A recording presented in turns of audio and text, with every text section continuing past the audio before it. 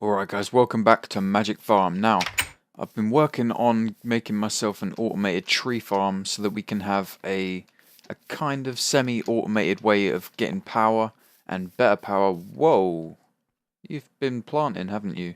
I didn't want you to plant these this side. What are you doing? Okay, that seems to have reset. Let's put those back like that. And back like that. And I'll show you how we get this working as... Oh, no. No. I don't want you there. Thank you. That was a big one as well. Right. Let's get rid of these saplings because they shouldn't be planting behind the harvester. And I'll show you how I got this thing all set up like this in a minute. But for now, I want to quickly make one more machine for advancing this kind of tree farm into making a secondary source of power. So it'll kind of be making two different types of power. It'll be making tons and tons of charcoal, which will be powering these furnace generators. We can actually upgrade these to high temperature furnace generators so that the longer they're running, the more efficient they become. And eventually I'll be able to bring some of that power down in here and feed these machines as well. But for now, what was I going to make? I was going to make this compression dynamo here. So I need 2 tin gears. Let me get in my crafting table. I need 2 tin gears. So let's get those. No. Pretty sure that was just copper surrounded by tin. Yep. Let's get 2 of those. It's not going to let me shift click them in there, but that's okay. 2 of those. Tin, redstone. Can shift click that one in there, and there we go. We have a compression dynamo. That's going to be working with this aqueous accumulator and a fermenter as well.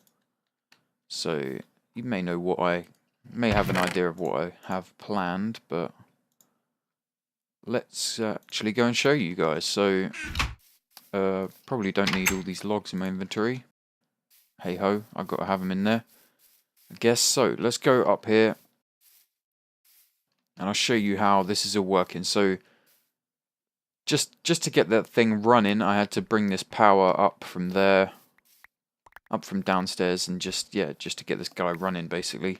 It is probably self-sufficient by now, but I'm just going to leave that power in just in case. That's just feeding these 2 machines, the harvester and the planter. The planter is basically... Whoa. Hey, buddy. So the planter is basically planting these saplings. As you can see them all on the ground. I'm actually going to sleep so I don't get any more mobs coming after me. And I've upgraded it. Usually these things will only do what they do in a 3x3 radius, if you know what I mean. So it would be like 1, 2, 3, 1, 2, 3. It will only really do this little thing. Whoa, that's a big one. Hello. Don't get why he's got a pumpkin on his head. Hey, they've all got regens. Whoa, looks like. Creeper, you're not invited. Right, can you guys go away so I can explain this? So, yeah, as you can see, the harvester harvests the grown trees. It produces a hell of a lot of sludge which runs into there, but you don't need to worry about that for now. It's got an upgrade of gold, so the radius is increased to 7. So that basically means it will chop any trees within a 7x7 radius of the thing. I think that means behind it as well. There is a ton of wood back here as well. You wonder why it's so quiet. I've got the sound muffler down here because the harvester is usually pretty loud. Although it may have been nerfed to actually not make any sound. I'm not too sure yet. Let's stick those saplings back in there. We're getting quite a lot. So it's set to output the saplings on red, yellow and green. So anything basically in front of it should output these saplings too.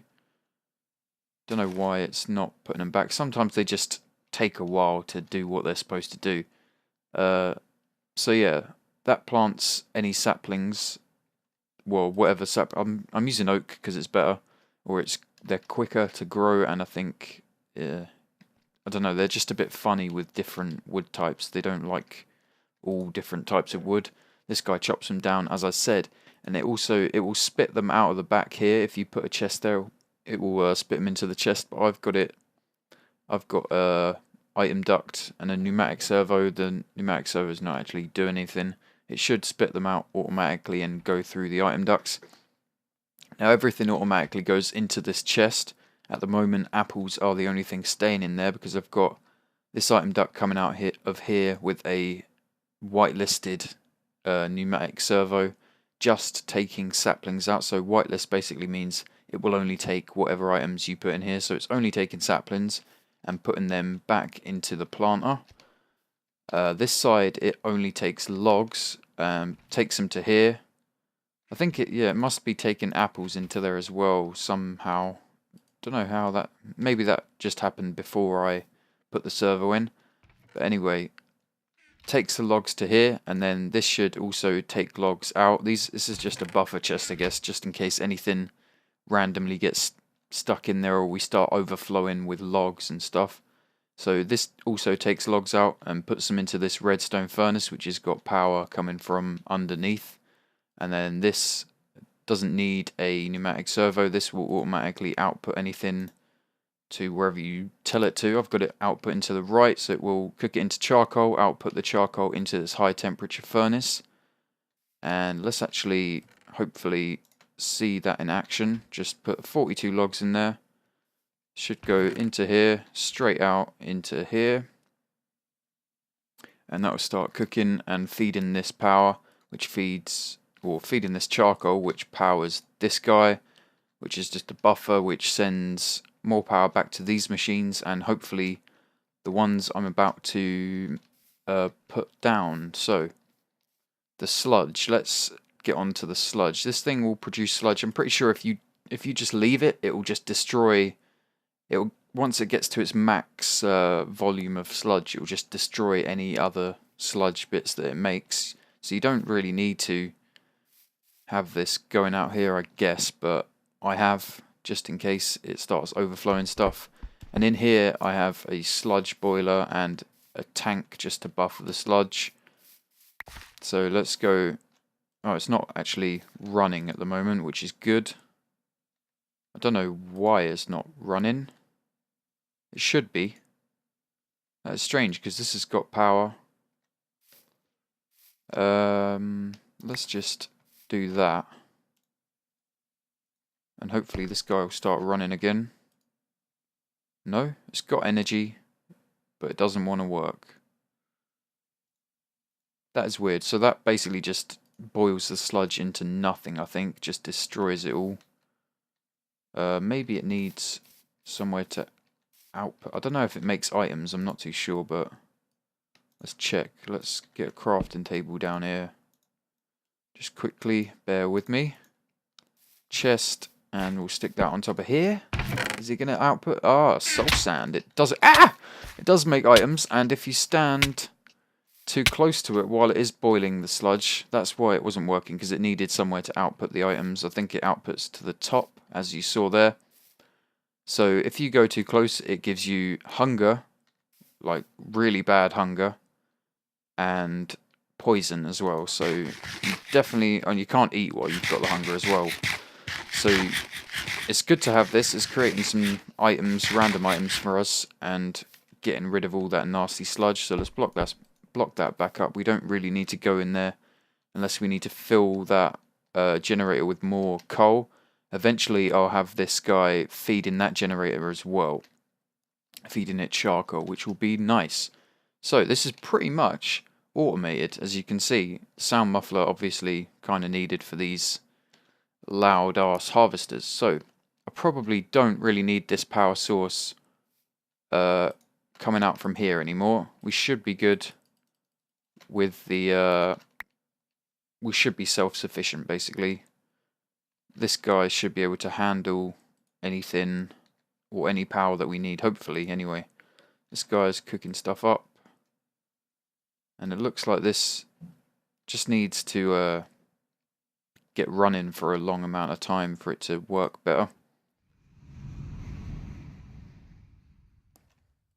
So yeah, that's pretty much 100. Oh, this has also got a upgrade in it. It's only an iron upgrade, because if you put gold in it, it will just literally fill this entire area with saplings, and I don't really need it. I only need, like, this small area is enough for me, I guess. Like, as you can see, they grow pretty well, and sometimes they take a while for the harvester to actually kick in. So this is pretty much fully automated. As I said, let's get working on the next part, which will be hopefully once we get this keeps running, we can have a secondary source of power, which would be these saplings, because as you can see, we've got a nice amount stored up, and I'm hoping to use those for fermenting. I'm not too sure where we can put it right now, but oh yeah, it just destroyed all those trees. But I guess around here sort of thing would be the best place to put it. So let's actually get another torch down. Don't want anything spawning around me if it goes dark. Let's pick that up because I might need it. So let's go aqueous accumulator down here.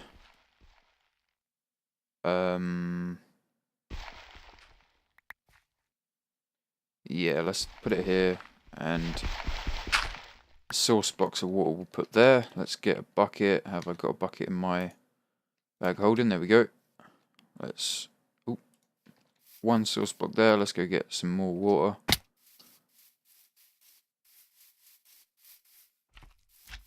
That slime better not go in any of my farms and start destroying stuff. I won't be very happy.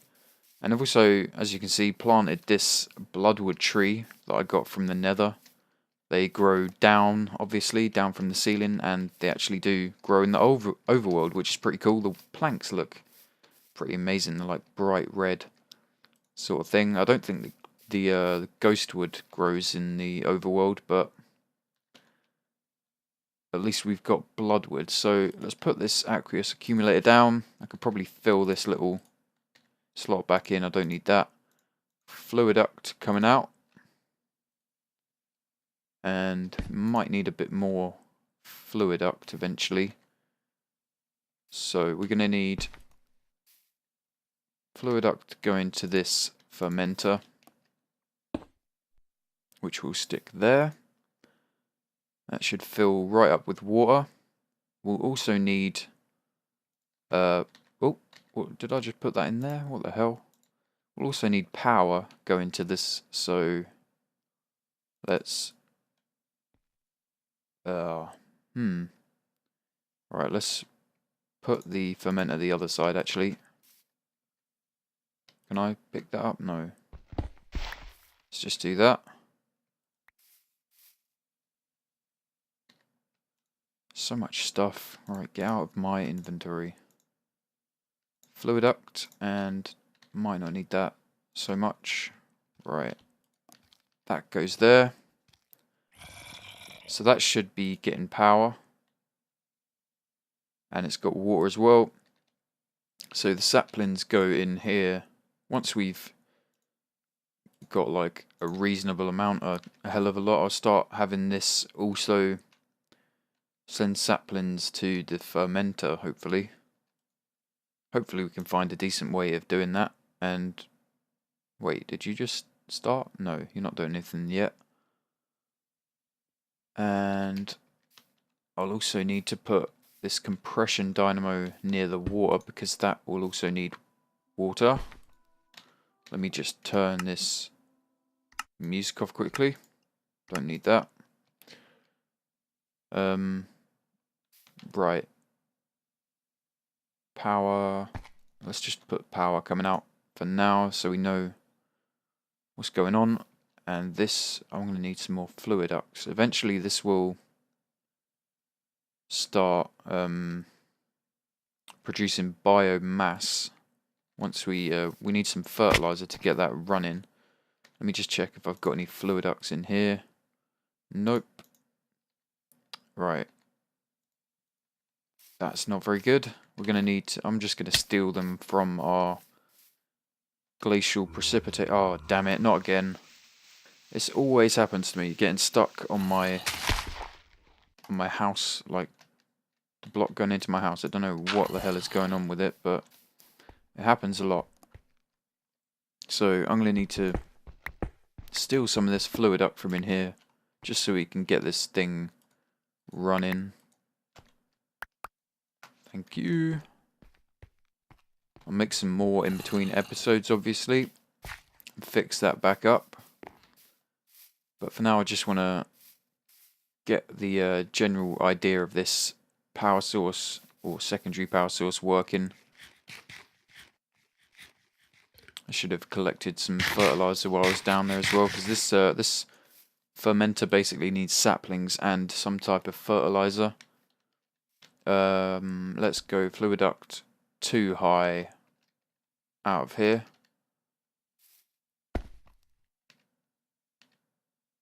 Yep, one more. We go. We'll have to set that to output. Yeah, that should be. This guy should be showing output anyway. It's not, but I don't think it needs to, as long as it's got. Who shoot? Someone shoot. Oh, you.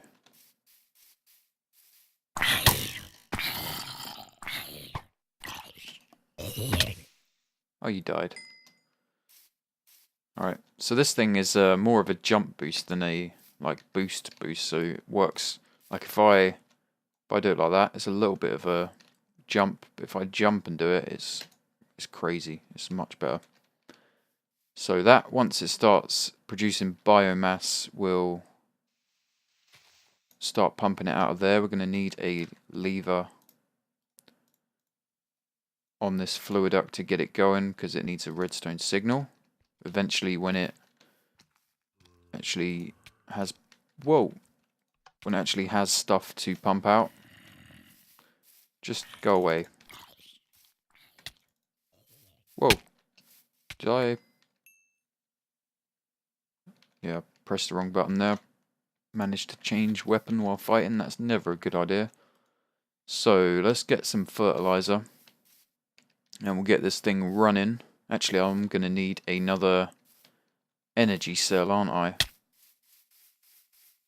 Let's actually just pick up our one from down here, because I know they do hold their charge. So as you can see, that's got a little bit of a durability bar. That's basically how much power it holds inside it at the moment anyway. What else were we coming down for? Completely forgotten. Oh yeah, fertilizer. So I've got about 41. This stuff is just ash and apatite apparently, or sand and apatite makes 8, which is a lot. I mean, it makes a ton. Like if you look at all these recipes, ooh, concentrated compound. I don't know how we make that stuff. Let's go back onto that. Sorry. See how we make concentrated compound. It won't tell me. So magic bees. I'm guessing bees just give it to you then. Might have to look into that, but for now we'll have to. Ooh. So you can actually get these the apatite from bees as well, which is pretty good. You can get that from mining. It's quite common. But the best thing about it is it makes a hell of a lot of fertilizer when you do use it. So 1 bit of apatite, 2 bits of sand will make you 8 pieces of fertilizer, I think it said, or maybe 16. Pretty sure it's 8. Stop shooting me. Right, so yeah, hopefully, I might have to find a way of automating that as well, because that's not really going to be easy to automate the production of fertilizer, but I guess that that's just going to have to be done by hand for now. We're looking alright. Let's actually put this energy cell down there so it starts charging. Can you just leave me alone, please? Right. That I do not want to be output. I want that to be input. And that should start charging. This compression dynamo is using the water and the biomass we're giving it to create redstone flux. We could also use, I mean, this thing says it runs on MJ if you look at the top of the thing, but It's working fine on redstone flux.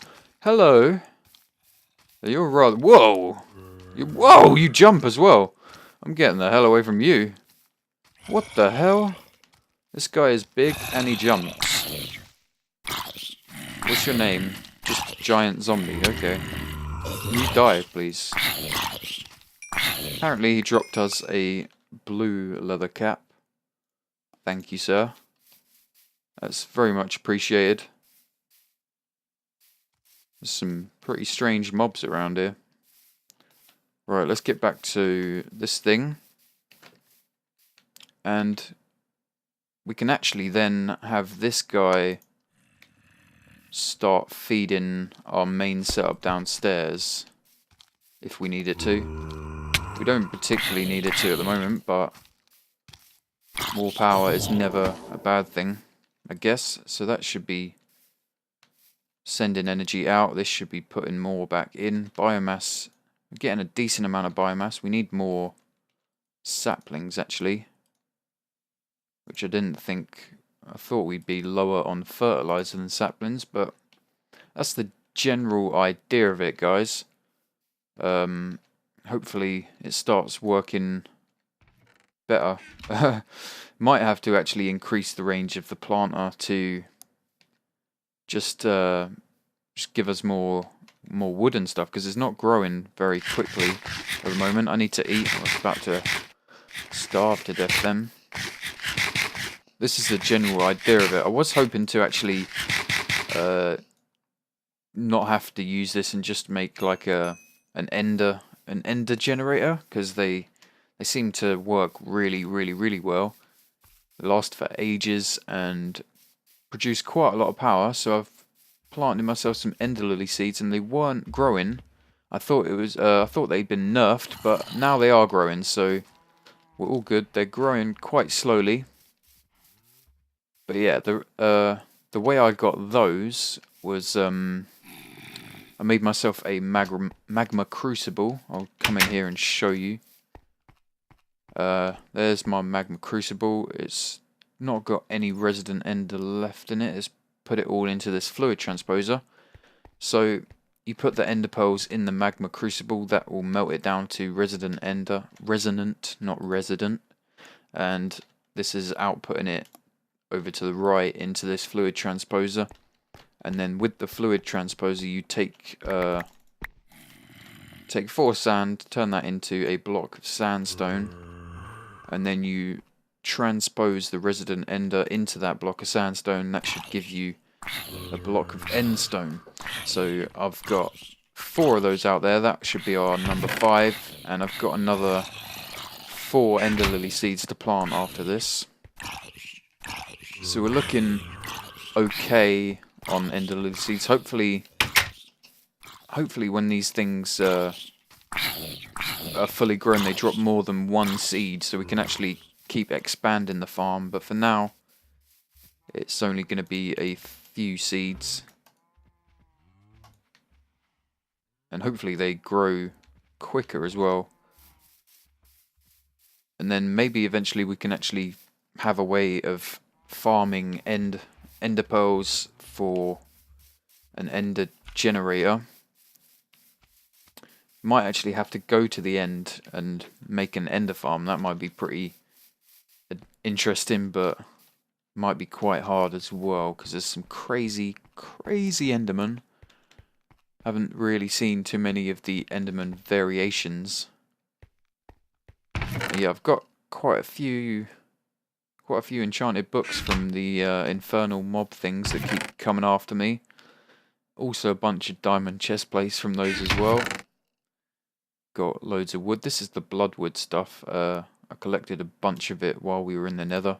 This is what I'll just show you what they look like. This is what the logs look like. Some of them have like chunks missing out of it because it's a 2x2, sorry, not 4x4. This is what the planks look like. They're pretty sweet. I might actually use them for a floor or something on an upcoming build. That'd be pretty sweet. Is this going to take forever to break? It looks like it is. Come on, break please. There we go. And yeah, things that keep hitting me out. Oh no, things that keep hitting me outside the door are thorns. Right, let's break this stupid plank and put these back. I definitely need to make some kind of storage system because I've got so many chests, so much stuff. It's getting ridiculous now. I know there is one. There's a thing where you can basically just store everything in this one block, but I'm not too sure how it works. Let's take a quick look. I think it's quite close to the actual start of the NEI bit. Yeah, it's the applied energistic stuff. ME drive, ME storage monitor. I think it's that. I'm not too sure. Maybe we'll get into that for the next episode. Some of this applied energistic stuff. But I mainly wanted to just get a different kind of power setup going.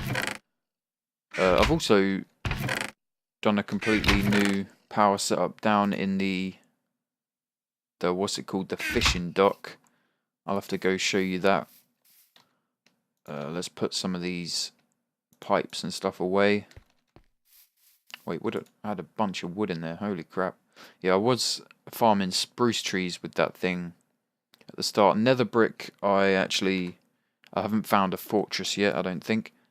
I cooked the netherrack to get this nether brick, and you just turn that into the nether bricks. And I needed that to make the magma crucible, so that's why I've got that. But let's go and show you this other power source that I've got in the fishing dock down here. Also went and farmed a few more oyster things and a bunch more natural gas as well, actually. I just, yeah, remembered not to place the tank after I've got some gas out of it, or pumped the gas into it, should I say. Tons and tons of pearls up on this shelf. They look pretty cool up there. I've got this book, actually, because it updated, so the Magic Farm pack updated, so there's some more stuff for us to read about. Loads of cool stuff. It's actually got a little section on most of the main mods, which is really cool. That will help us quite a lot when we're looking into different stuff. Let's stick that back on the shelf for now. This thing actually auto ejects onto the shelf, which is kind of weird. And I completely forgot to show you guys how to craft this in the last episode, so let me just go. Oh no, incubator. You need 1 base and 2 tops. So light blue dye, light blue stained clay, heating component. I showed you these in the last one, and a copper battery, which is pretty simple. The top is pretty much the same. You need a fish and brown dye instead. Quite simple, quite easy to make. It's mainly those heating components and silicon carbide things which are a pain to use or to get. This thing down here is a magmatic dynamo. It's got a bunch of lava in it. I've turned it off for now because I've not got any more eggs to incubate. Obviously this was full of lava, with all the lava being pumped out into this magmatic dynamo. All the power storing up in this hardened energy cell. And we've still got a bunch of power left, but I have been breeding, baby. Oh yeah. And I got myself some cod damselfish hybrids. As you can see, let's check out the standard damselfish. So its lifespan short, fertility high. Short lifespan is probably the best thing that you want. It's basically the longer the lifespan, the longer you're going to have to wait for them to produce eggs or to die, basically. So a short lifespan is the best, I think. It makes everything a lot quicker. Cods by default are medium lifespan and normal fertility. So by inbreeding or by crossbreeding the damselfish and the cod, you kind of hope to get a better fertility and a shorter lifespan from the cod, which is almost what I've got. I've got a shorter lifespan, but the fertility doesn't seem to be changing at all. Although the fertility on the damselfish goes down, so good bits and bad bits on that. I might have to look into actually keep breeding these hybrids as well, but I actually want to also get some salinator upgrades so that I can start breeding the stingrays. And I found some, you can actually get breeding squid, which is pretty cool. I think they also need salt water though. And I have got a male and a female, but yeah, they must need salt water, otherwise I'll be breeding them already.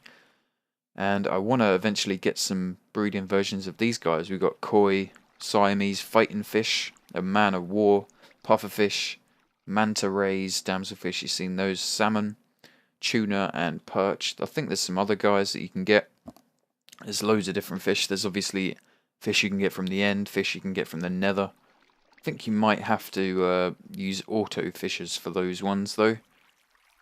So we might have to look into that and do some more breeding stuff. But before we can really expand the breeding, we need to get ourselves some nether wart so that we can make the salinator upgrade and the other upgradey thingies. Let's just go into mariculture quickly. Find those upgrades. Next page. Salinator. There's a salinate one. Filtration, I think, turns it from salt to fresh. That turns it from fresh to salt. I think there's other ones as well. Ethereal? Maybe that's something to do with fish, I'm not too sure. And the cooling and heating ones also apply to fish, so if it's another fish, it's going to want hotter living conditions, so you'll have to put one of those in. But yeah, it's looking pretty good. A crucible furnace, we don't particularly need that too much anymore. Although you can actually cook down ants and different types of bait into fish food as well using the crucible furnace. I just haven't found a way to efficiently pump it out. We might have to actually pump it straight to the fish feeder things in there. So yeah, it's coming on pretty well. I actually want to go find some more stuff and actually find a nether fortress maybe in between episodes. Or in an episode even, because that could be quite exciting. I have done a little bit of exploring around there, but I didn't find anything except nasty things. Lots and lots of those infernal mobs in the nether, it seems. But I think that's going to be it for this episode. Been going quite a while. Hopefully we can expand this ender lily farm. I'll probably move it. It's not particularly the best place right next to the cow field, but for now that's okay. Maybe we'll start getting into bees and stuff. Now it seems that they can produce all this cool stuff that we're going to need, like ender and what was it called, the fertilizer stuff. I've already got a few bees. I managed to find that steadfast in a loot chest somewhere. I think we've got some meadows, some forest ones, a couple of water ones. I think that's it. Some unusual and some mystic. Not too many different types of bees. Maybe we'll get into that. I'm pretty noob at that though, guys. Like really noob at that, if I'm honest. So I might need your help doing that stuff. But for now, come on, switch. For now, I think that's gonna do it. So thanks for watching, guys, as always, and I'll see you next time. Alright, guys, I thought I'd add this little bit on the end because I changed this, these stupid things, been planting more saplings. I changed the generator to a steam dynamo, which actually works a hell of a lot better. It keeps, I mean, it takes longer to produce the energy, but that means we've actually got energy constantly being produced instead of the high temperature thing, which was just powering through the coal, the charcoal, like no one's business. Like we couldn't keep up with that furnace thing or generator, so I've switched it for a steam dynamo. I've got the aqueous accumulator that's over here, pumping water to it, and yeah, we're backing up a nice amount of coal. Also getting a nice amount of energy stored in this energy cell. The good thing about this is, although it is keeps getting backed up with coal, the energy is constantly raising, so we're producing more energy than we need to and more charcoal than we need to, which is always good because then we can use this charcoal for other energy sources, for other places. So we could go take some over to the fishing dock, the generator down there, or the generator underneath here. I also upgraded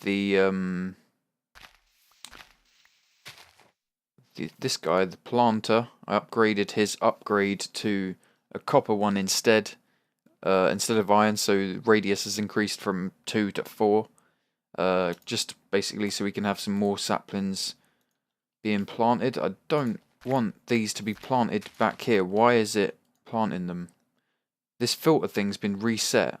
I don't know why it keeps doing that, but it's really, really annoying. I have no idea why it seems every time I quit my world, it resets this filter, which is going to be annoying. It's going to be really, really annoying if it keeps doing that. Hopefully that will fix itself, and we can use these spare saplings that we've been gathering for our fermenter, as I said in an earlier episode. But I also wanted to show you the items that this sludge boiler has been creating, because I'm amazed at all the stuff we've got out of this thing. Look at this.